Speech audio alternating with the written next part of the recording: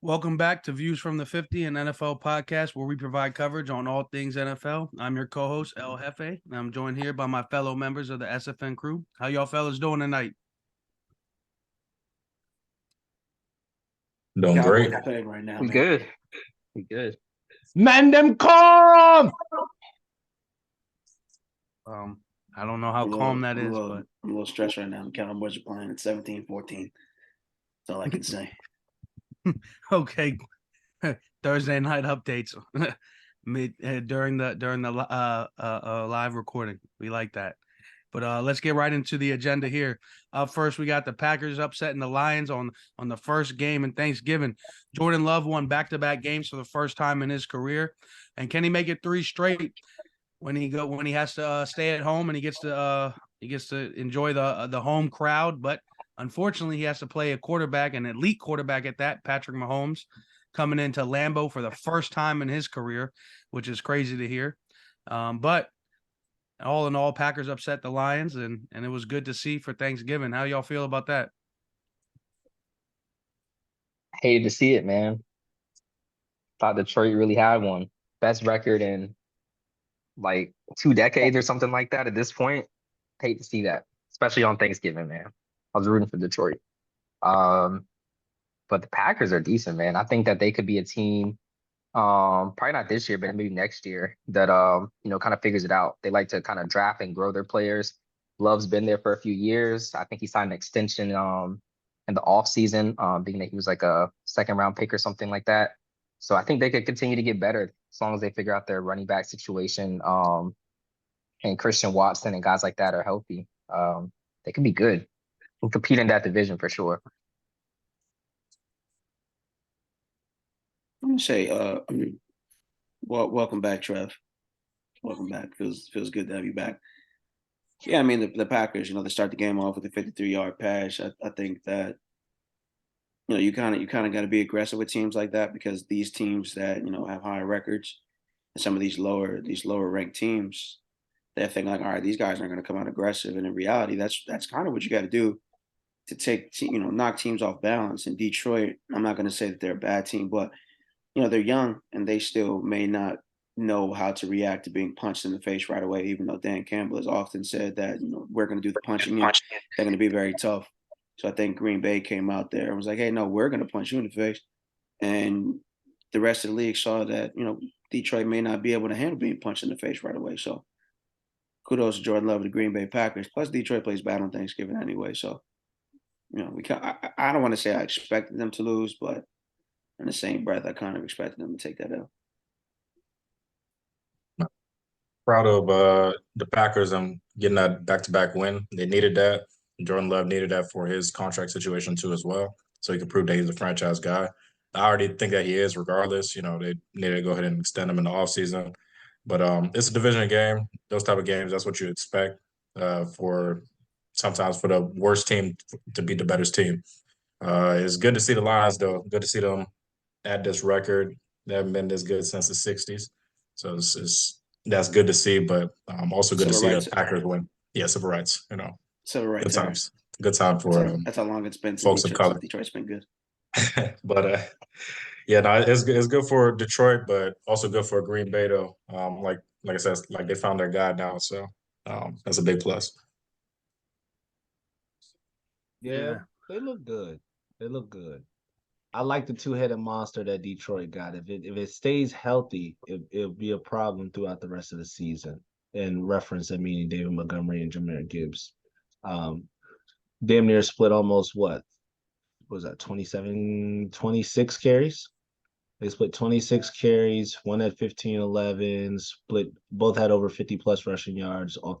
Jahmyr Gibbs didn't get in the end zone, but I also feel like they have to give them more touches on the ground first before they start throwing to Amon-Ra. They throw to him a lot, and a lot. And there's nothing wrong with that because it works. But then again, it's like he had 9 receptions, and compared to damn near like 5 other guys that equaled out to 9 receptions as well. So it's just like, not saying that trying to find other options should be a thing, but open up the field a little bit more is what works better for them as far as splitting the run with the pass. And then sometimes I feel like when they play behind, they throw a lot more worse how they do without the backfield. So, but all in all, good game. I wasn't expecting Green Bay to win. Kind of pissed me off, but it's life. Yeah, I guess any given Sunday, any given Thursday too, huh? But what do you guys think? Do you think Jordan Love and the Packers can make it 3 straight when Patrick Mahomes comes down there for the first time? No. No. Probably not. I think they have like a weakness in their run defense, and I think Pacheco, if you paid attention to the last game the Chiefs played, I think he's really going to be that guy they're going to lean on, and then they're going to have to kind of adjust their coverage, and you don't want to do that with Mahomes. Like give him, like working with single DB or linebacker, he's going to eat you up. So I don't think so, but I think they make it a good game. I don't think they beat the Chiefs though. I'm also expecting MVS to go the fuck off. Yeah, definitely. Just Yeah, gets his that old Packers team. defense Yeah. is not all that. What's his name? Jair Alexander. I was Yeah. reading something like he's just kind of getting back up, like healthy or something. So I don't know. I just think that they can be had at any point in time. Is it gonna be Taylor Swift or Simone Biles? Simone Biles? Yeah. Bro, More than likely, if the media wants to place Simone it that Biles' way. husband is a terrible football player. That's Stop not that. nice. Stop Hey, that. he's He's hot. actually good. He's hot good. garbage. This dude, No, he's not good, but He's let's hot not garbage. disrespect You him. know it's Madden Don't- rating? We're not gonna disrespect that gentleman. Don't do him He's a like that. Bro was on professional. the practice bro. squad. I saw Bro some. got cut on the practice squad as a free I agent. saw some tape. Look, I he saw some ate last tape. game. I Bro saw not he even a did. star He there. did all right. Bronze. But I saw some not- tape from like 2 weeks ago, and this brother was No, he was getting cooked. It was barbecue chicken. he was on the grill Barbecue getting chicken. cooked, man. I was like, bro, why is he in the game right now, man? But Come on, man. Look, yeah, I mean, I don't mean that in a disrespectful way. I mean, the tape I saw was just it was a travesty. yeah, he's- Yeah, it's just not. It's not it. But yeah, the Chiefs should handle business in Lambeau. Patrick should go in there, get his first dub, and first time ever heading out there. That should be no questions. Green Bay. gonna Hopefully, win. it is a good game. You said Green Bay by a field goal. All right. Hopefully, they pull off the upset, and let's see. Jordan Love can make it 3 straight. you're We'll just see what saying that happens, just to say that. Well, Hey, you there's said gotta- that was Patrick Mahomes' first time going there, but the Chiefs have played them. I think Mahomes was out, right, or something Yeah. like that. This is his first time. Oh, I mean, I'm not sure exactly. I just know the news and the big storyline is this is Mahomes' first time playing in Lambeau. Yeah, I think Mahomes had injured himself and he was out, and their backup, I believe, won the game. Jordan Love was the quarterback still, I believe. I'll look it up because I think that's interesting. Yeah. That I'm not too sure about. I just know I don't see Jordan Love going into this game and beating Mahomes. That I don't see them. I don't see them being able to get this one done. But Jordan Love, Dubsky, 150 yards passing, 2 tutties.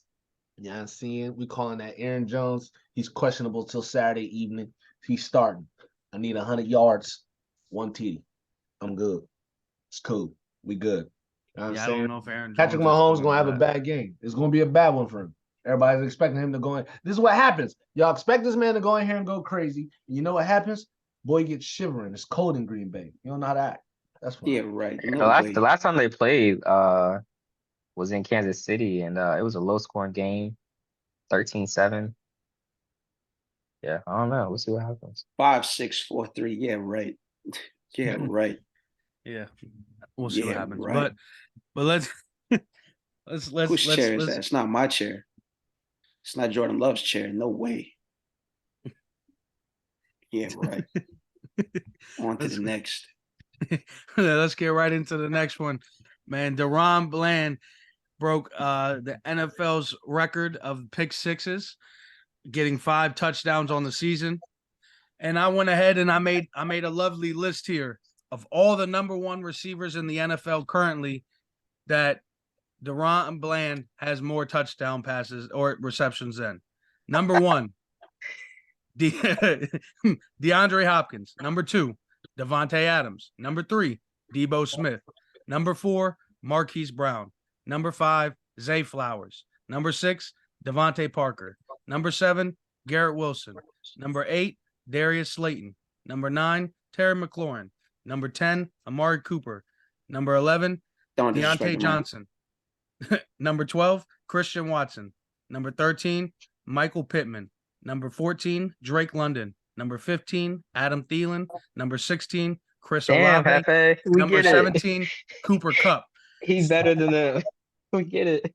I gotta let the world know here. And then he's also tied.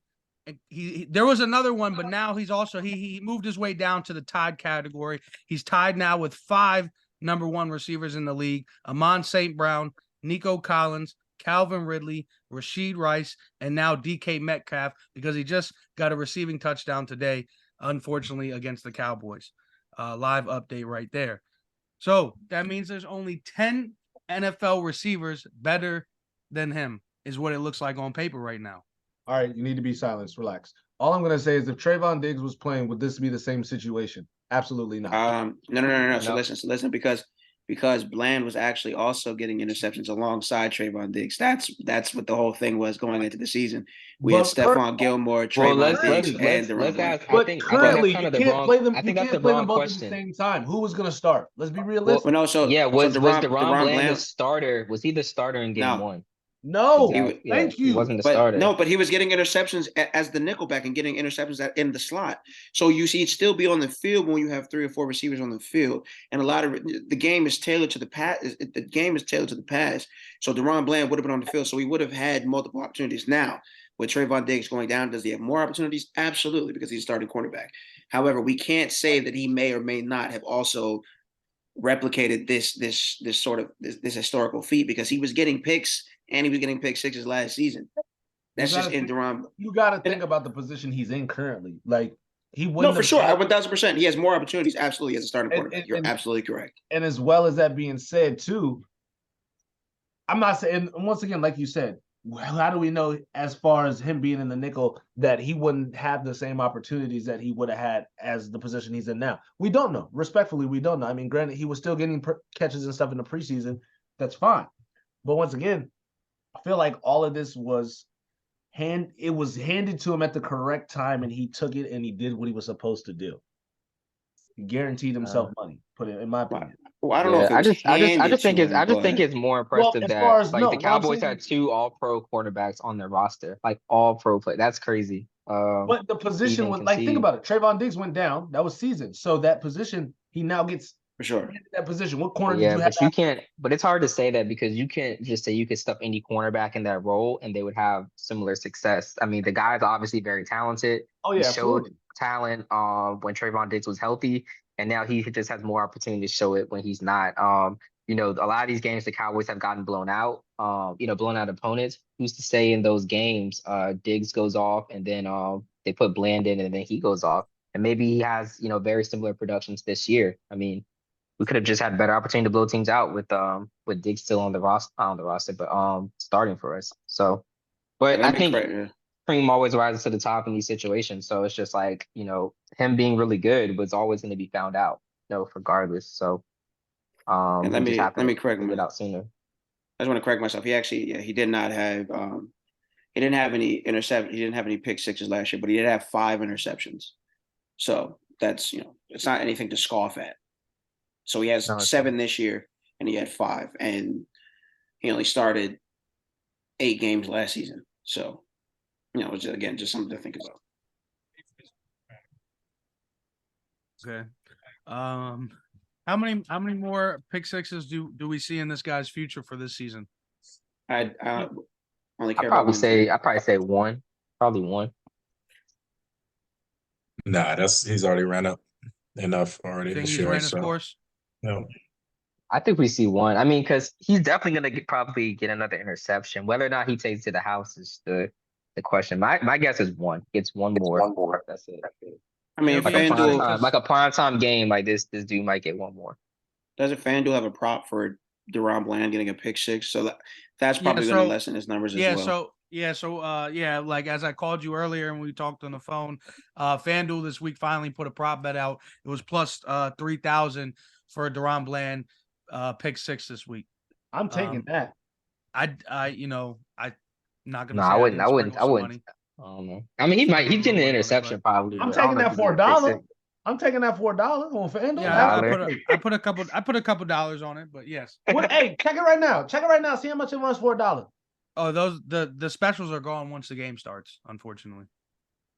So he could get he could potentially get a pick six against the Bills because Josh Allen likes those interceptions. And the Commanders. I don't know. Pick sixes are extremely hard to do though, because not only do you have to intercept it, you have to get your offensive, your other defensive players to like make blocks for you. Like depending on where you catch it on the field, it's just like you might have the length of the field to run it back. Like those are extremely like difficult. Like there's a lot of variables to getting a pick six versus just like an interception.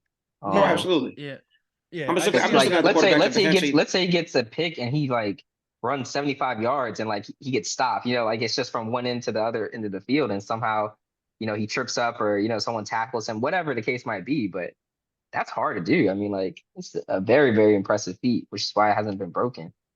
Yeah, no, I'm just looking at quarterbacks that he's probably going to get a pick, or has a higher potential of getting picks on. That's ultimately what I was saying. But yeah, the pick six itself is definitely very difficult. Yeah, it'll be very difficult for him to get to, especially if Donovan Wilson doesn't want to play over the top. But I will say, and one of the teams that you mentioned, he may get another pick six on. He actually did get the record on was the Commanders, which ultimately led to the firing of Jack Del Rio. How do y'all feel about Jack Del Rio getting fired from the Commanders? You guys? They should have fired him. Bro, he's just a scapegoat. I mean, do you think this is one domino though, in a matter of many to go? Look, one of my friends told me the other day, it's like, yo, who's gonna write the message or who's gonna announce it when they announced the firing of Ron Rivera? Like, because I think Ron Rivera was the one that made the announcement through, I don't know, a post or something like that. But it said like we parted ways with Jack Del Rio, like signed Ron Rivera. Who's gonna make that when it's Ron's time? Like I was like, yeah, that's funny. He's just a scapegoat. I mean, it's like they have bigger problems than just their defense. I think we'll see that when Miami plays them. And you saw Ron Rivera actually took over their defense. Yeah, and Tyreek Hill's still going to cook them on Sunday. So, and I mean, because he's just that good. But no offense to any Commanders fans, it's just Hill's going for 2,000 this year, and I think he's just going to go crazy the next few games to make sure he gets it. Yeah. That's it. That's it. It is unfortunate. It is very unfortunate for one Jack, but we'll see what happens with that. But there was one last game on Thanksgiving. The 49ers went in and they handled business in Seattle. Brock Purdy improved his record overall to 3-0 against Seattle. It was something that I didn't want to see, but Seattle, they get to play him, I believe, right again after this week. So next week. So hopefully they come back strong and they're able to figure the 49ers out and get one on them. I'd love to see it, but I don't think I'll see it. How y'all feel? 49ers is just a better team at this point. Gino was also banged up that week. I mean, I'm sure he's not 100% healthy still, but correct me if I'm wrong, it was a home game for 49ers when they played them on Thursday last week, right? It was a home game for the Seahawks.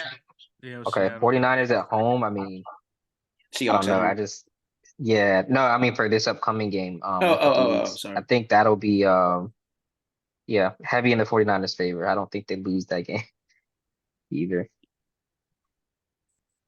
I mean Christian McCaffrey, he had he got slowed down a couple weeks ago, so he kind of had to do his thing, especially on Thanksgiving. Again, the 49ers, they had a 3-game losing skid, and they're going to come out there and try to prove a point, especially with Geno Smith down and that 49ers defense, especially with the addition of Chase Young.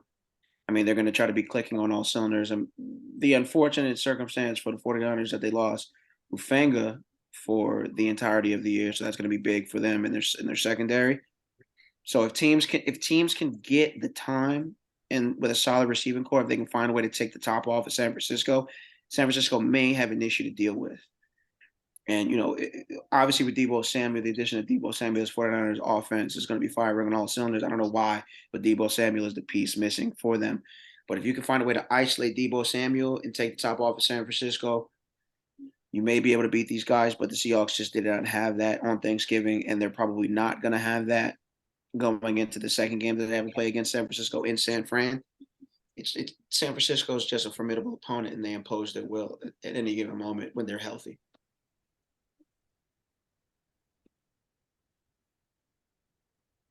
Yep. Good W from San Francisco. Proved that they are neck and neck with the Eagles, I'll say, going into this battle this weekend, back in Philly. But it's gonna be that's gonna be a tough team to beat, regardless of them having Hal Funga out. They still have the front four, which you still have to get past. You still have to be able to throw the ball. When you throw the ball, they still have great defenders to be able to be ball hawks. So San Fran is a good squad, both ends of the ball. They'll be tough to deal with. You guys will be tough to deal with. The Eagles will be tough to deal with. So we'll see how it goes. All right. And then after Thanksgiving, they gave us a little Black Friday special. And it was all nothing but lights out for one Tim Boyle. He went out there, threw 2 interceptions, had 7 sacks. But who is this man? He went undrafted to the Packers in 2018. He took only 4 snaps there in 3 years. He left in 21 in free agency to back up Jared Goff. He started 3 games there, went 0-3, signed to the practice squad, got picked up by another practice squad, eventually found his way to the Jets, where he got to start that game. That's a little history behind Tim Boyle. But I was reading a report earlier. They said they're going to keep running with Tim again. The head coach actually called him Timmy in the interview, which is crazy because his name is really Tim, not Timmy. So it's just crazy you're going to play with the man's name like that live in an interview. So I don't know how much faith they really have in Tim. I don't know how much faith they have in any other quarterback on their roster not named Aaron Rodgers. And I did see him at practice this week throwing the ball. So if Tim can actually go out there and get a win this upcoming week, Aaron Rodgers may be back. So how do y'all feel, though, about Tim Boyle? I feel that his name really might be Timmy. He just might go by Timmy all the time. How do we know that? But I feel that the Jets are cooked.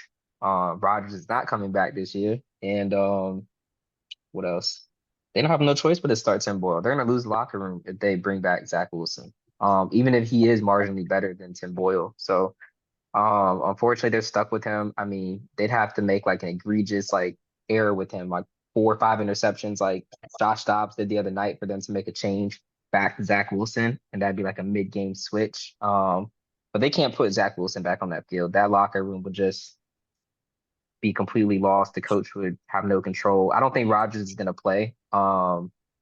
Just because with the injury like that, you have to worry about re-injury. And at this point in the season, their chance of making the playoffs is so small. Why risk it and bring him back and he could re-injure himself? It's just not worth it. He knows he's going to be there next year on the roster. He should be in condition to play next year. Just this year is just a loss. So, I mean, I think they lose to the Falcons.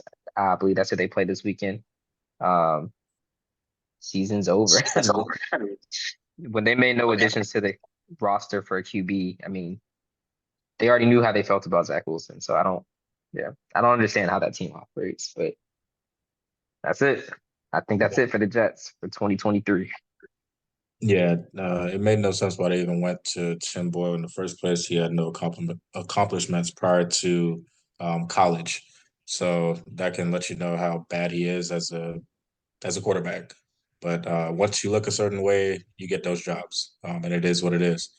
But at the end of the day, I mean, Tim Boyle is not a good quarterback, but they don't have anywhere else to turn. They're not going to go to free agency. So, and they're not going to go back to Zach Wilson. So, might as well just play out the rest of the year, see how it goes. Yeah, I mean, the Jets are shorthanded. Zach Wilson is not the answer. Tim Boyle. I mean, the Jets might be better off with somebody off the street. I did see there was an Instagram meme of somebody's grandmother playing flag football. Maybe they could sign her to a 10-day or whatever they do. A league minimum. See if she can get out there because outside of Aaron Rodgers, there's nothing for them. There's absolutely nothing for them. So Yeah. the Jets are cooked. It's barbecue chicken for them. So yeah, just wrap it up. Similar to the Commanders, with that, just wrap it up. It's not really much there. But if Aaron Rodgers does come back and they have a chance, then hey, man, What a shot at the Commanders. Crazy. I'm not no, bro. They gave up on themselves. I'm just saying that was a crazy shot. We weren't even talking about them. I don't even think they're on the agenda this week. You just threw a shot in there. That's crazy. Caught a stray. Straight, bro. just a straight, just caught a straight bullet from my guy. Absolutely It's ridiculous. crazy. But let's go ahead and get right into it, man. The Panthers went ahead and they called it all wraps on their head coach, Frank Reich. I believe that's how you say it. They fired him after a 1-10 start in his first season as a Panthers head coach. He only got to play 2/3 of the season, but on that 4-year deal he signed, guess what? That was fully guaranteed. He gets all that money, so good for him. But will he find his way back to Philadelphia, where he led that offense to the Super Bowl as the offensive coordinator? And as we all know, he is a mentor to their head coach Sirianni. So he may find his way back to Philly, if anything. But how y'all feel about this Panthers head coach firing? That had to happen.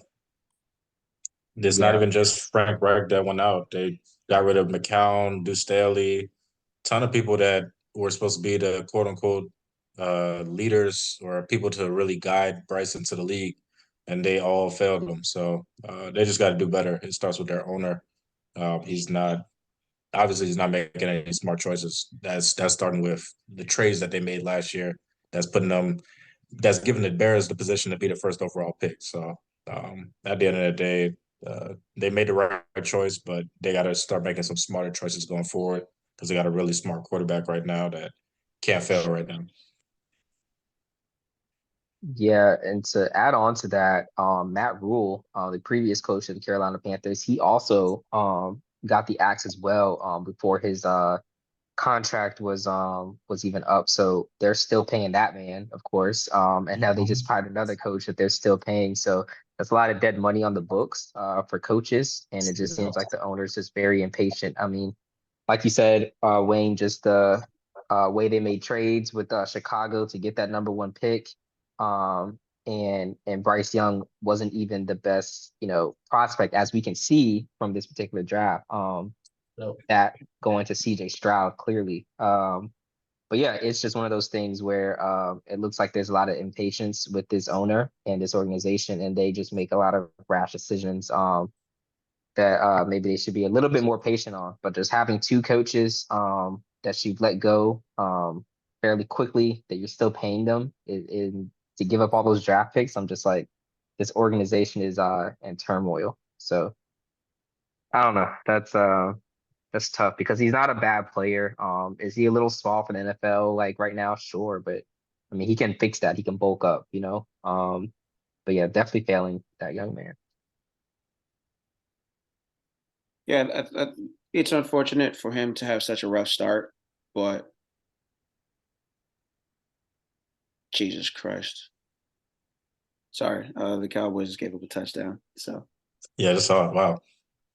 yeah, I don't know what the fuck's going on, but yeah, no, Bryce he's not really getting a fair chance. The Carolina Panthers are just god awful at the moment. So I mean, it's only right to give him another fresh start, to give him another opportunity.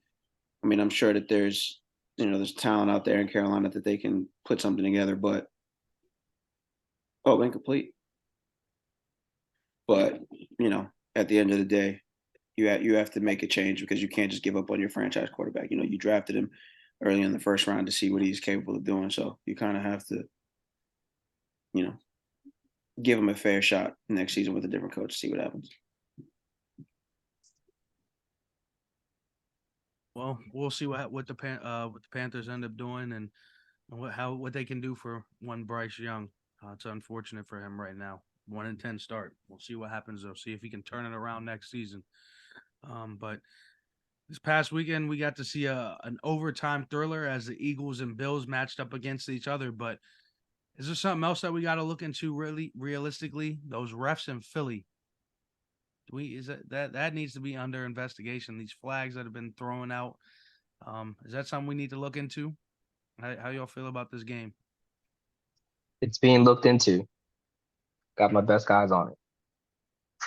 But yeah, I don't know. The margin of like error for these calls are just like the calls versus the Eagles opponents have been like pretty egregious. Like all their opponents, they've gotten some really good calls. They've won a lot of close, like one-score games. It reminds me of the Minnesota Vikings last year.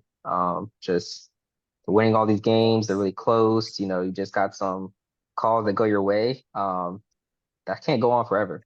That's all I'm gonna say. I think at some point it's got to stop. But we'll see what happens. I think maybe against the 49ers, maybe that'll change.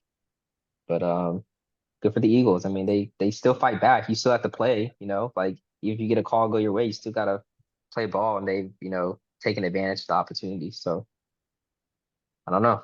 Maybe they're just that good. At one point, the penalty disparity was 11-1. On his podcast, Jason Kelsey was complaining about the offsides by one of the tackles for the Bills.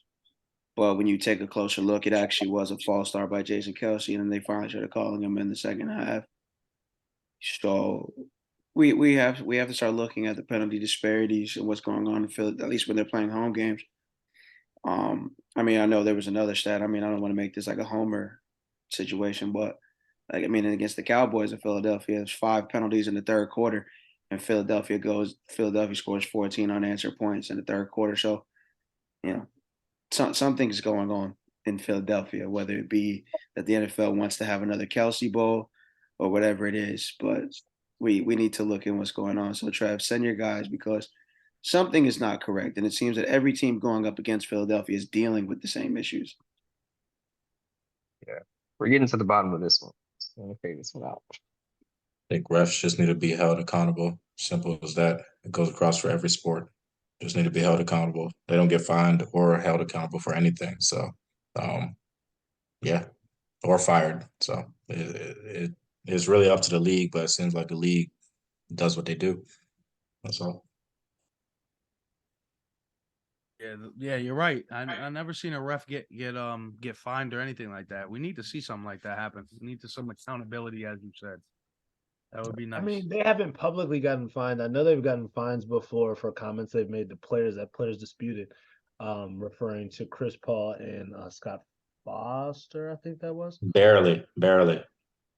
Foster does whatever Finally he got wants it. to CP. Yeah, yeah, he Finally does. got but it. Give it to him. I need to see it in the NFL. Yeah. Yeah. I don't know. But we'll see what happens with that. But hopefully the 49ers take down the Eagles this coming week. But let's go ahead. The Jags, they gained a cushion in their division holding off the Texans. CJ Stroud, he failed to get it done, and he failed to do something they haven't been able to do in 3 seasons, which was sweep the Jags. I was rooting for CJ all day. I was hoping they would get this done. I wanted to see them take control of this division and win this division. First year head coach, first year quarterback. I mean, they're doing a hell of a job. I do hope they make it into the wild card race, and at least get one wild card game in this year. And it's great to see. How y'all feel? I think the Texans got screwed in that game. There was that large pass completion to Tank Dell towards the end of the game, but there was a penalty called. Jesus Christ, man! How many times can they score touchdown?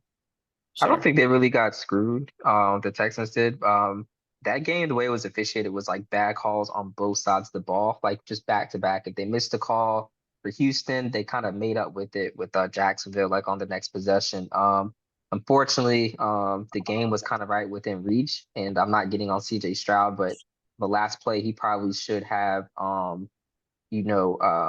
not scrambled as much. He could have left some time on the clock or something to make an additional play, or just kind of move up quick completion, but he scrambled around for like 5-10 seconds, before.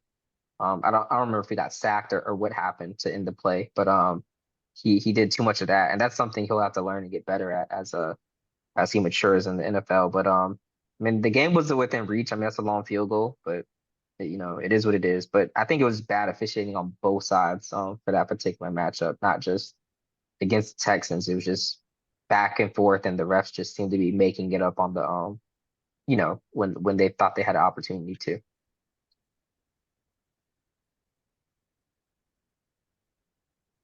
Yeah. For me, I would I would give my comparison with the Texans right now with the Thunder in the NBA, being one of the youngest teams, and they are on the come up. So watch out for them. They're just figuring things out. They're rookie head coach, rookie quarterback, obviously, very very young team. So give them some time to figure it out. The fact that they're 6-5 and still a couple games behind the leading Jacksonville Jaguars right now is impressive. We didn't expect them to be anywhere close to the top. So whatever they do this year is a plus for them. It doesn't matter where they land. Really, it's really a plus. Most people only expect them to win about 4 games, so they're doing fine. They're exceeding expectations. They're a good team overall. So. Definitely exceeded expectations, that's for sure. But let's get in another guy who's exceeding expectations at quarterback, but with his legs. Lamar Jackson became the quickest quarterback to reach 5K rushing yards, with the record being just over 6K, held by one Michael Vick. Can Lamar break the record under 100 games? He's played 82 games so far. That's 18 games left. The record held by Mike Vick is 6,109 yards. Lamar's at 5,011. That's 1,098 yards left. That's 61 yards a game. What do y'all think? I say no. I think he breaks the record eventually, but I don't think he's gonna be in any rush to do it. If you notice, Lamar, he still runs, but since he got paid, he doesn't do it as much. Maybe that's just maturity as a player, or maybe it's just they kind of said, hey, Lamar, don't run as much. Whatever the case might be, um, he will run. He'll have his 100-yard games, but um, I feel like they're few and far between. He is staying in the pocket more consistently and making excellent reads, which is great. But I think for his longevity, he'll still use his legs, but just kind of like it's his second choice, not maybe his first option. So I think he'll break Vick's record, but maybe he's not a rush to do it in under 100 games. Maybe it's like 105 games or something like that. Um, but yeah, he breaks it, but just probably not as quick, under 100. Okay. How y'all feel? Y'all feel like Lamar can break this record under 100? Should be able to. He's not running that much, obviously, like Trev said, and it's not tailored towards their offense now. But there'll probably be some of these late games that he's gonna be picking up his feet, and he should get to it. I mean, he's getting older. He's trying to preserve his body. I would expect him to keep throwing the ball. I mean, he's having great success with the Ravens right now, throwing the ball and not necessarily having to put his body on the line. So, and I mean, they have a better receiving core than they have in years past. So they don't really have to depend on that man. Like he can still hand the ball off. So, granted, Mark Andrews is down, but Zay Flowers has been playing lights out. He still has his kids, Odell Beckham. So a couple of guys out there. So I mean, it'll probably take him a little bit longer than say if he didn't have any receivers, but he still is going to break the record, barring any sort of freak accident or injury. Yeah, I think he should eventually break the record. I think he'll get closer to 100 games. I'm not sure if he'll be able to do it within the 100, but I think it'll definitely be close. So he's definitely going to surpass it.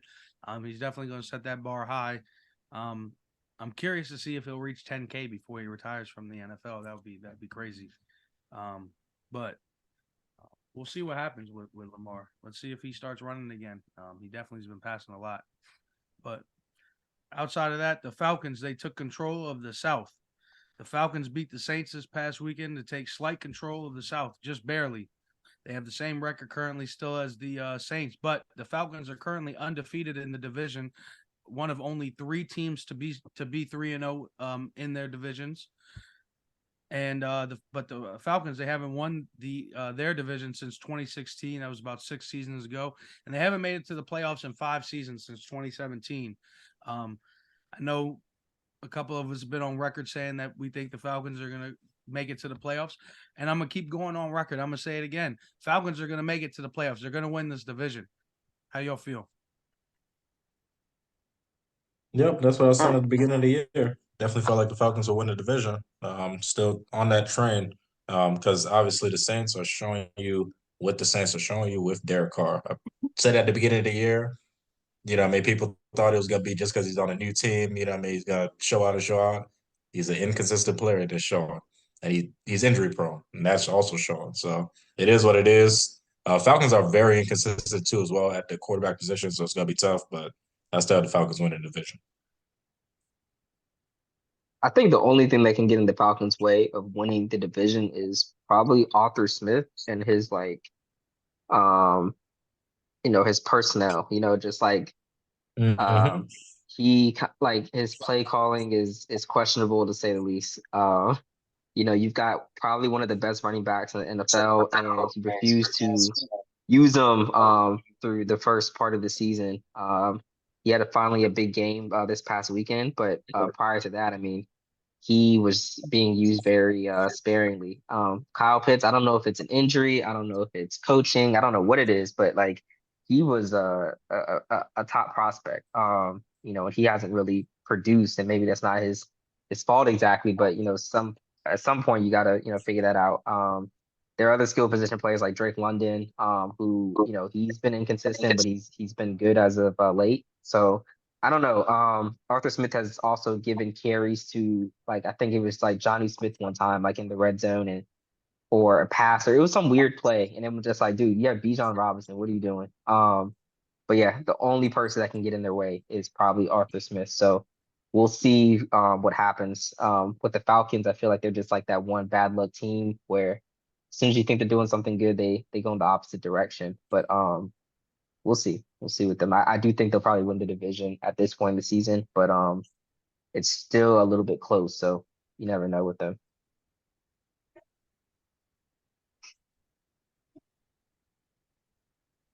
I mean, whoever comes out of the NFC North, man. I mean, NFC South. As long as the Cowboys can handle them, that's the way I see this right now. Okay, who's coming out? Matter of fact, I hope it is the Falcons because we normally handle them. So That's how I feel about that. I don't care who comes out the NFC South, man. As long as the Cowboys can handle it, whatever. Because that's what it's looking like the way we're fucking playing against the Seahawks. Shit is ridiculous.